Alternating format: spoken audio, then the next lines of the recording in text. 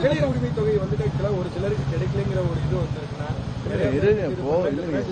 வந்து 2 நாள் ஆச்சு. இத்தனை கேள்வி கேட்டா நீங்க இல்ல நீங்க யோசிச்சு ராத்திரி படத்துக்கு கேட்டுருந்தீங்கன்னா இருங்க. என்னுடைய கேள்வி என்ன, இப்பதான் கவர்மெண்ட் ஃபார்ம் ஆயிருன்னு இல்லை இல்லைங்க, ஒரே நிமிஷம் இருங்க. இப்பதான் கேபினட் இது பண்ணி போர்ட்போலியோ அலாட் பண்ணியிருக்காங்க. நாங்கள் இப்பதான் சென்னைக்கே போனோம். அதுக்குள்ள இவ்வளவு கொஸ்டின் கேட்டால் இப்படி ஆன்சர் பண்ணுவீங்க. நீங்களே உங்க வீட்டில் வந்து உங்களுடைய பொருளாதாரத்தை பற்றி சொல்ல முடியுமா?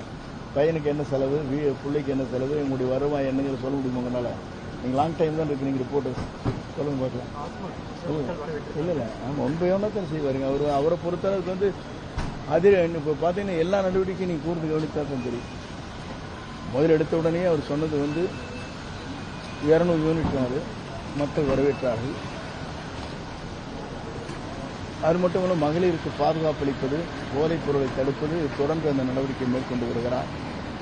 டாஸ்மாக் கடைகள் எங்கெங்கே இருக்கிறது என்பதை அறிந்து பள்ளிக்கூடங்கள், அதே முறை பொதுமக்கள் செல்கிற பேருந்து நிலையங்கள், ஆலயங்களில் இருக்கக்கூடாது என்று முடிவு செய்துதான் 700க்கும் மேற்பட்ட இடங்களில் இருந்து உடனடியாக ஆற்ற வேண்டும் என்று உத்தரவு வழங்கியிருக்கிறார். இதெல்லாம் ஒரு பெரிய சாதனை.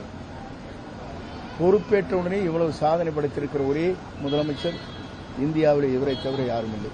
அதிமுகவுக்கு எத்தனை அமைச்சரவையில் இடம் தரதுக்கு வாய்ப்பு இருக்குதுன்னா நீங்களும் சொல்லணும். நாங்கள் ஒருத்தர் சொல்லு இது வரைக்கும். Periyar Maniammai Institute of Science and Technology, Tanjavur. CSE with specialization in AI and ML, data science, cybersecurity and more.